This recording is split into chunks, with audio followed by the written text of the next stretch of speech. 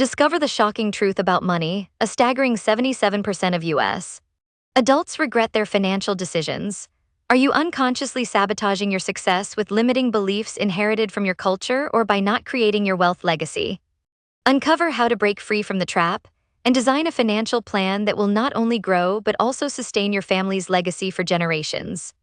A lot of people struggle with money, and it's not just about what you do with your finances, but also about how you think about money. It's time we discuss the powerful ways to think about money and finance. Many people make emotional decisions regarding their wealth, from making investment choices or creating wealth-building strategies that lead to huge losses instead of profit. So let's talk about some common mistakes and biases to get you thinking on the right track to creating better financial stability. One big thing to understand is how your own head can trick you. This falls under something called behavioral finance. You might not even know it, but there are a few common ways investors mess up their own financial strategies. One is the overconfidence bias, like when people think they're financial experts just because they read a few articles and take unnecessary high-risk investments. Another is herd mentality. It's when you're simply following the herd instead of doing your own financial analysis.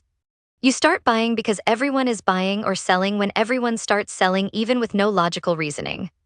There's also loss aversion. This cognitive bias causes people to avoid losses way more than they try to earn gains, meaning they make suboptimal decisions and have an exaggerated perception of potential losses. You feel the pain of losing more than the joy of gains. Ever heard of anchoring bias? It's where you stick way too hard to the first piece of financial information you get. So you are prioritizing initial information and remaining ignorant to recent market changes. That's a big problem. Also, there is confirmation bias, which occurs when you only seek out financial information that backs up what you already believe about investment choices. Basically, this cognitive bias creates a self-reinforcing feedback loop. Having a well-thought-out financial planning philosophy is key. It's like having a map for your money. This means setting financial goals and coming up with investment strategies to achieve them. These strategies should also align with your personal circumstances and risk tolerance, because what works for your friend might be a terrible decision for you. And it's not just about picking financial products. An advice-focused or service-oriented approach looks at the big picture. This also means having a clearly defined plan, a value proposition, a niche, and thinking about things like tax strategies and how fees will impact your overall wealth. You have to look into all financial aspects like debt burden and economic hardship, such as unemployment. You have to be flexible, holistic, and adapt to different socioeconomic status. A big part of making this all work is really changing your mindset. One big thing is changing those nagging negative beliefs. It's important to confront those negative thoughts. Tell yourself a different story. You have to use objective analysis. Instead of thinking progress can't happen without debt burdens or student loans, convince yourself that it's possible to build wealth without debt. Focus on the idea that there is opportunity everywhere to prosper. Envision your financial goals and be practical about making them happen. Start small if you have to, but start. And you need to be willing to embrace simplicity by understanding progress is the benchmark for client success. When clients fully understand the plan and what's needed to achieve their goals, then they are more likely to be engaged and complete the recommended actions. To improve your spending habits and make better investment choices, you also need some solid financial tools. One of the most powerful is budgeting. You need to know exactly where your money goes. In this case, there are many budget apps available. Another one is building several streams of revenue that can be a safe haven if you lose one of them. Another tool is diversifying your investment portfolios between assets like stocks, bonds, and even real estate. Make sure you spread the risk out. Think about tax-efficient investing.